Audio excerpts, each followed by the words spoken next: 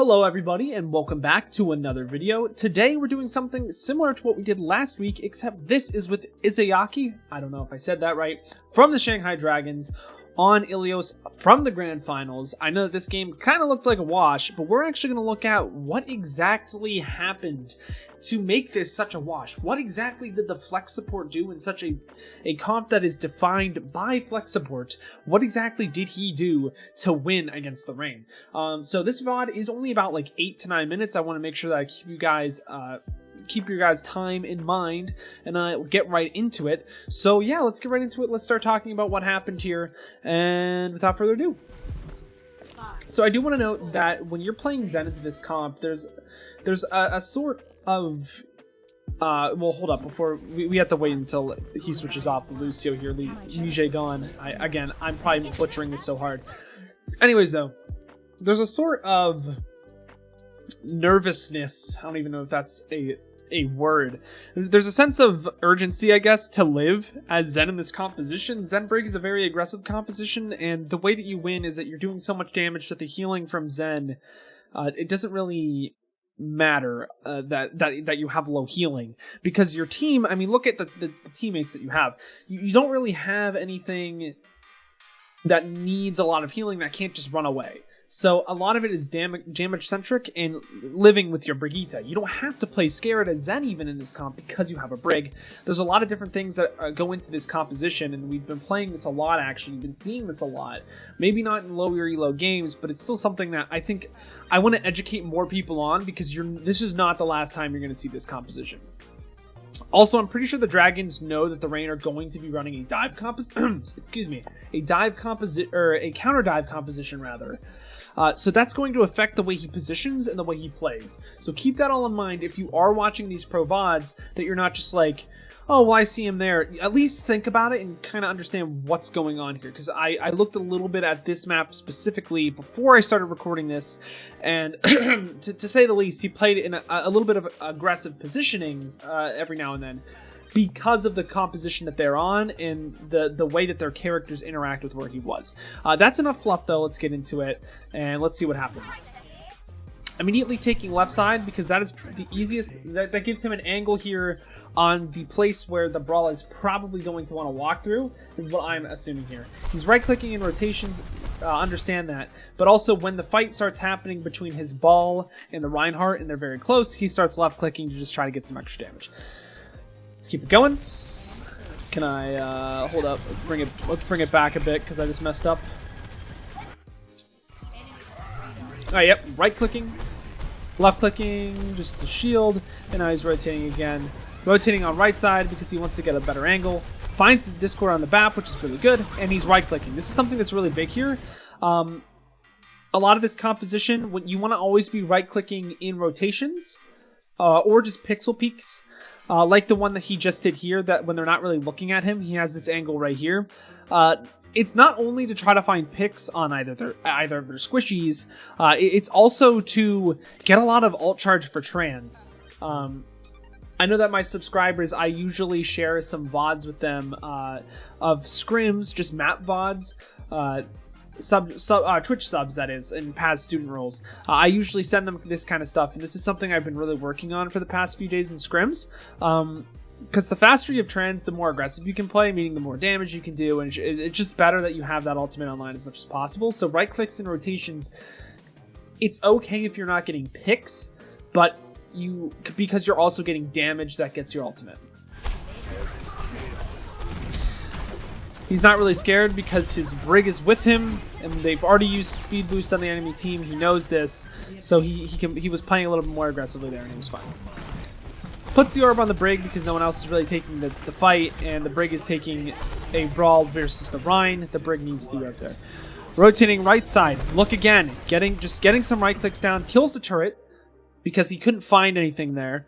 Again, just right clicking in rotation. Very important that you need to be looking out and doing here. Orbs the D.Va because it looks like she's about to go in. Immediately sees the Rhine and starts backing up.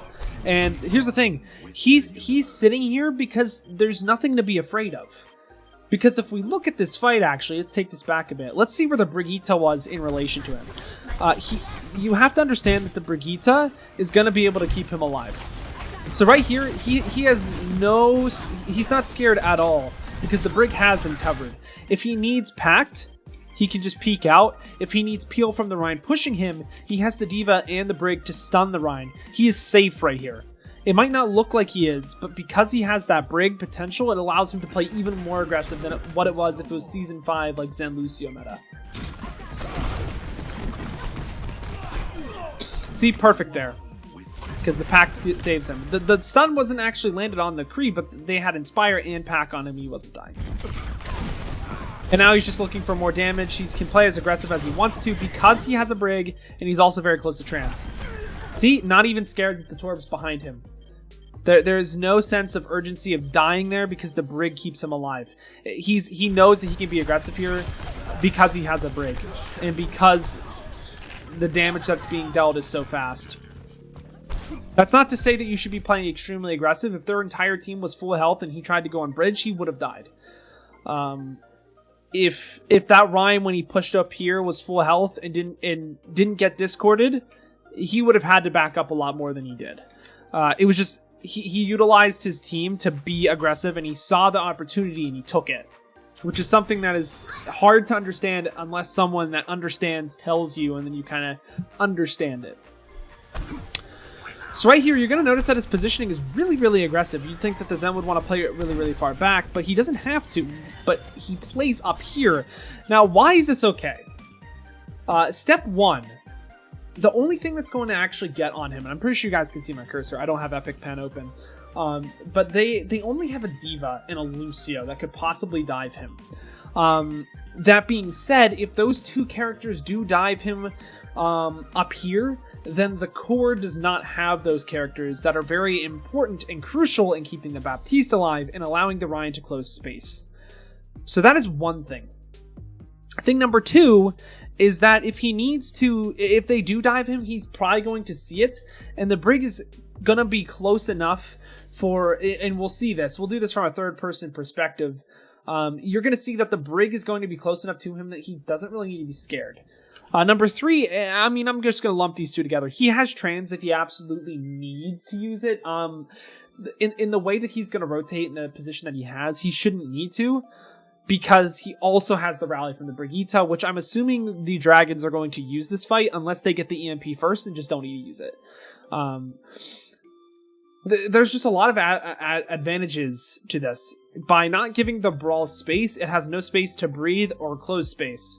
They're just kind of stuck, and they need a swap. Because think about it. If the Dragons just played all the way back here, it's pretty much a neutral fight again, because the Torb turret's also going to be down here. The Kree's going to have a lot of space. By not letting them have that and making them fight in this closed corridor, which sounds like it should be good for them, it's not, because of slams, because of like EMPs, pulses. It's very advantageous, because then if the dive needs to peel back, they have the space to do that. The Brawl has to continue pushing here. So yeah, let's do this from a third-person perspective and really see what's going on here, because I want you guys to realize what's going on.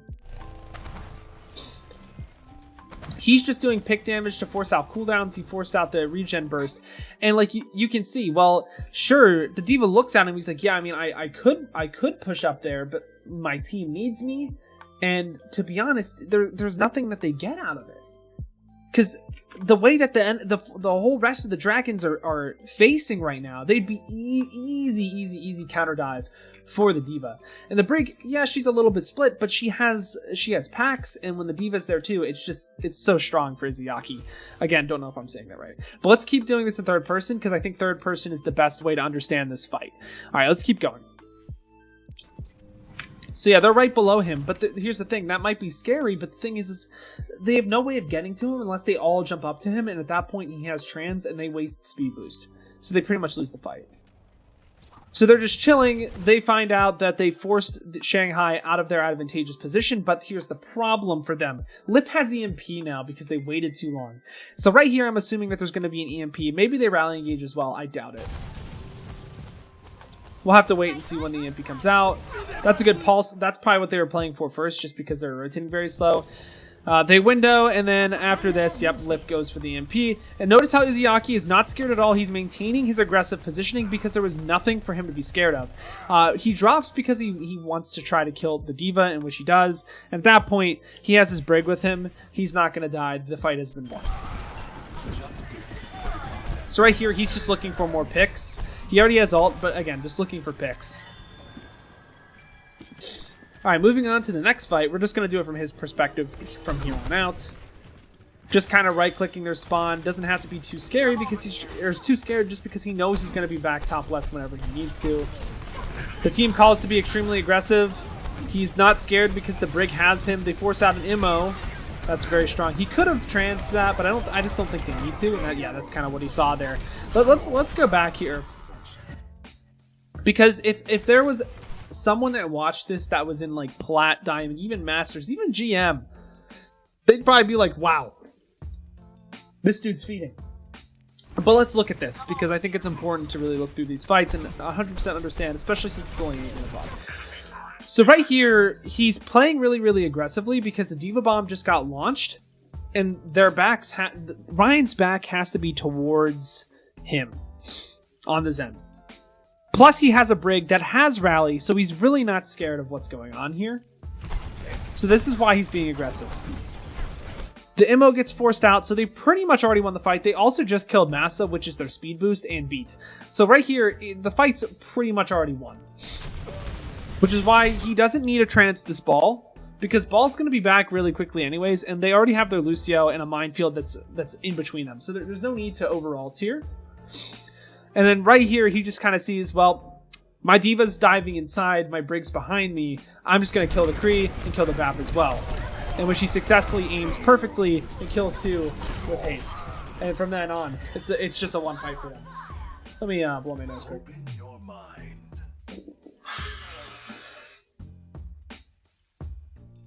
Allergy season is killing me. Anyways, let's see how this transitions into next fight. Still has trans, it's okay. He hasn't really needed to use it yet. He hasn't been in a situation where he has to, and he's also playing aggressively because he has the trans. He's not really scared here. The thing is that now they have a lot of ultimates, so playing back is probably a little bit more understandable, as their team has no real way to engage extremely hard unless Lip gets the EMP, which just isn't plausible. He still can play aggressively, but the thing is that the enemy... your team's gonna have to kite anyways, most likely. So there's no need to play extremely aggressive in the top left positioning, especially if they're gonna take the fight to the right and speed amp in. See how they're immediately walking back with the rally. This was kind of what they knew was going on. They were just playing accordingly to the ults that the enemy had. And now they still have Trank and 290 health on the Zenyatta. Sees that the ball is low. The fight is not won yet. See how he transes this to keep it going. And it's just a C9. Right there, honestly, they should have lost that fight. It's just that the rain did not move. So themes that we're seeing here. Aggression when he has Transcendence. Aggression when the fight is in his favor. Not playing slow. When you see the advantage, he takes it. We've seen that countless times. And if you're watching North American players, they're really bad at playing aggressively, myself included. I'm learning how to play more aggressive. But when you see those opportunities, you have to take them. At the time that this video is released, the How to Climb Out of Gold video will be done. So, like, if you want to be aggressive and you see these opportunities and you want to win more games, replicate what Izayaki is doing. You don't even have to really be aiming super effectively. You're just using your team to help you. You're helping yourself. You're not making things harder for yourself. So aggression is one thing. And just overall, the understanding of what characters and why he can be aggressive too. If they only have D.Va and Lucio, those are crucial to the comp. And if those two are on your Zen, the Zen's going to be able to peel away anyways, because D.Va's damage is very front-loaded with the cruise missiles, and so is Brig's healing. So that pretty much nullifies, and Zen does fine with Brig against D.Va. So there's just a lot of thinking that goes on there and how he plays that comp. It was very, very well done. That being said, if they were against a mirror brawl comp or just a similar brawl comp, I don't think you would see Izayaki playing in the position that he was against the brawl when they had the point. I just don't think you see that. But yeah, that out of the way, we are at 15 minutes in, and I'm making this a little bit longer than I anticipated, but there are excuse me, there are a lot of concepts that are really, really important that you grasp when you're watching Overwatch League. So yeah, let's see what goes on here. We're going to be in the middle of the round. He is taking high ground immediately, and you're going to see that his playstyle is a little bit different with the composition they have, which looks like, it's a 6-man dive comp, but with a ball instead of a Winston, which I've seen a little bit. I don't really know how it plays.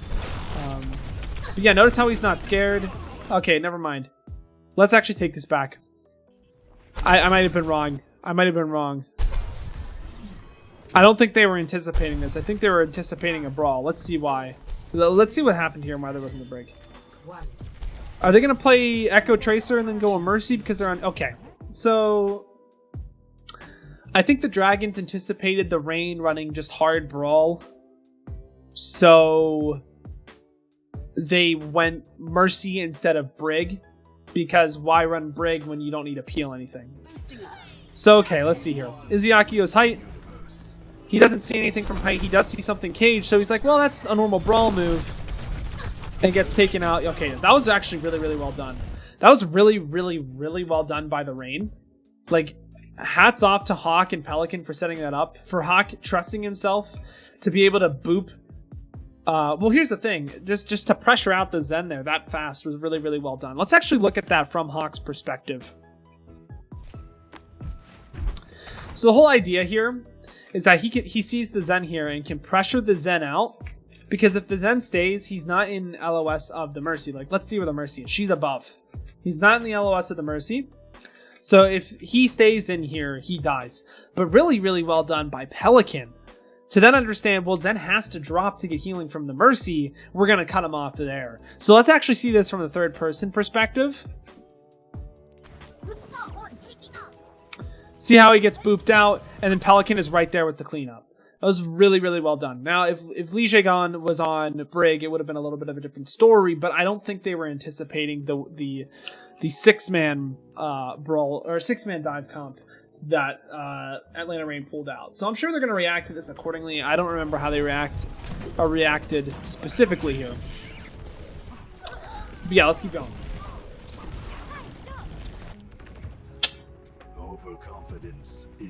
Somehow the Dragons are still pulling this together. That's absolutely crazy. There must have been something that went wrong.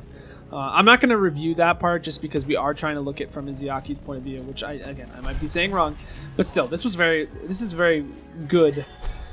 So here's the thing. Now he knows that they're on dive. He has to play a little bit safe so that the enemy doesn't know where he is. You have to make it so that the enemy finds you in this situation, and you're not playing too aggressive. So the enemy does find him. He now knows that he needs peel. I don't know if you guys actually heard that because I was talking over it, but do notice that he actually calls for peeling right here when he sees the dive happening. And the Echo now is playing in mid so that the Mercy can actually heal him and he doesn't have to drop backwards. So like, see how now that they have point, the Echo gets to play here instead of playing up here. Therefore, he can actually jump out this way, and it's a lot harder for the Sombra to actually get on him. Compared to when the Echo could only play up here because they just spawned. So what I might have said first point might have been incorrect.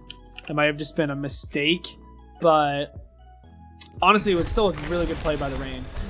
Yeah, because now he gets to live. Okay, he drops on accident. I think that was an accident. I don't know, maybe it was calculated. But yeah, he's playing aggressive here because, well, we just Valked and we got the D.Va Animex, so he doesn't really need to be scared anymore. I don't actually agree with that. I think this was just a mistake. Like, let's look at this. I think this was just a mistake of dropping off high ground. I don't think he meant to do that.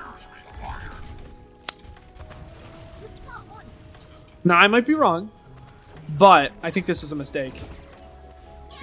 Because he was never pressured off high ground. I mean, maybe he thought that the D.Va would pressure him, but then the D.Va didn't. I don't know what to say about that. Because he was never really actually pressured. Because he always had the Mercy with him as well. I think he could have taken that D.Va, especially with the teammates that were near him.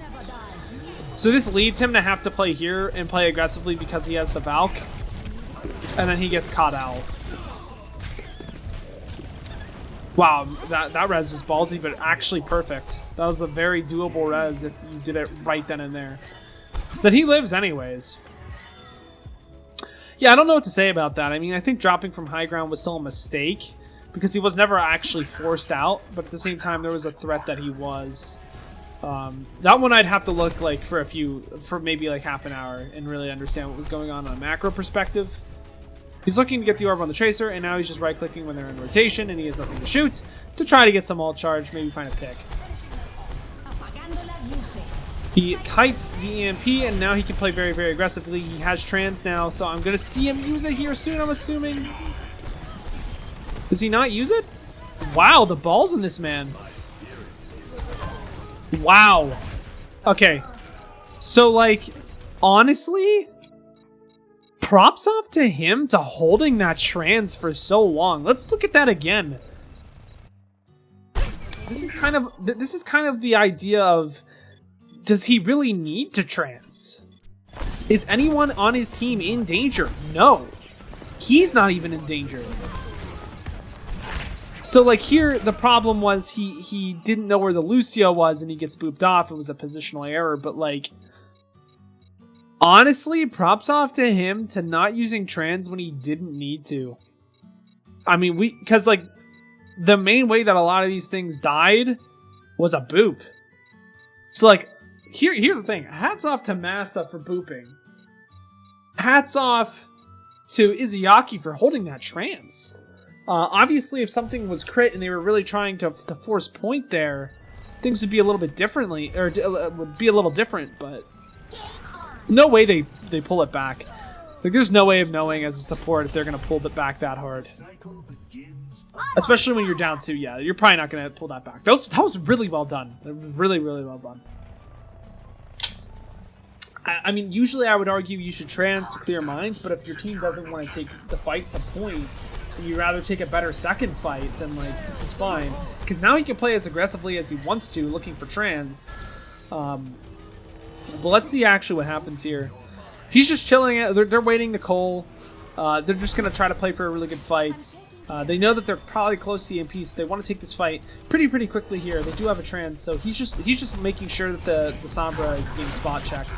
They take the dive. He's playing as aggressively as he wants, even though he doesn't have break. Why? Because he has Trank. He also has his whole team there to support him.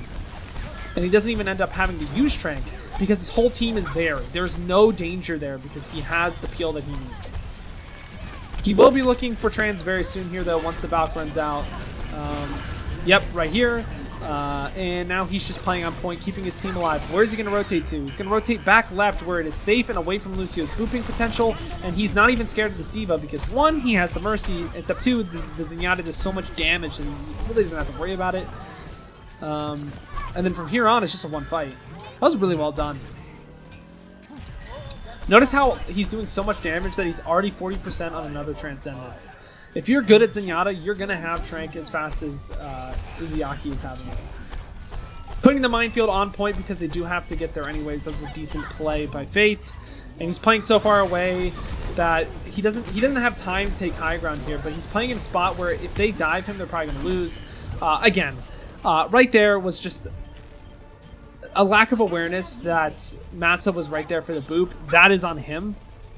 But at the same time, Massa just, like, absolutely cracked out on the Lucio there. So, again, let's go over some things here.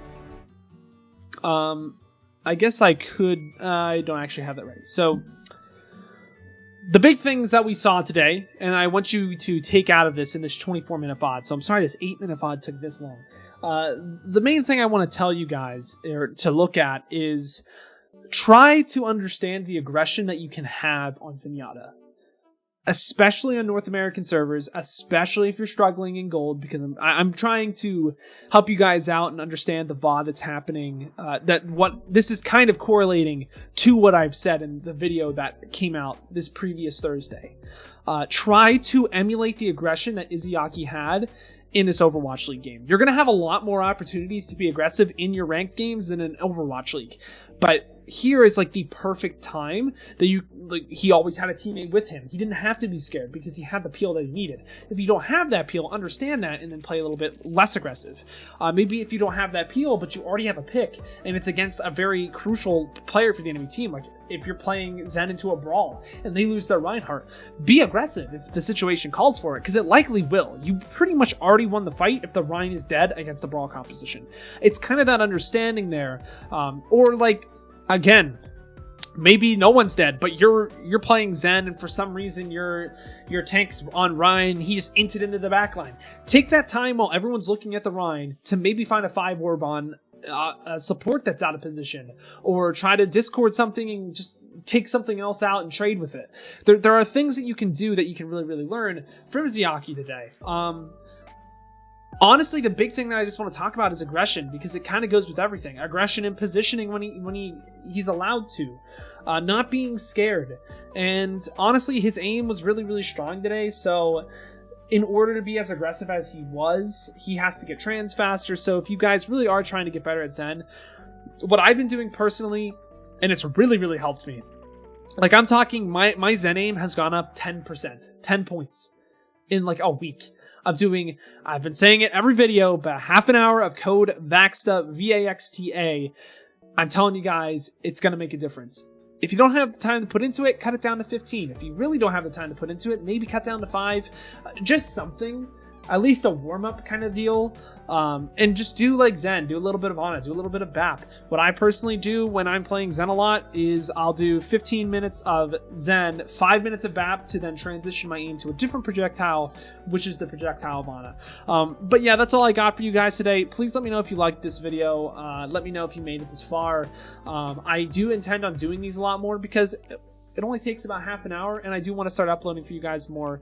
Big things coming soon.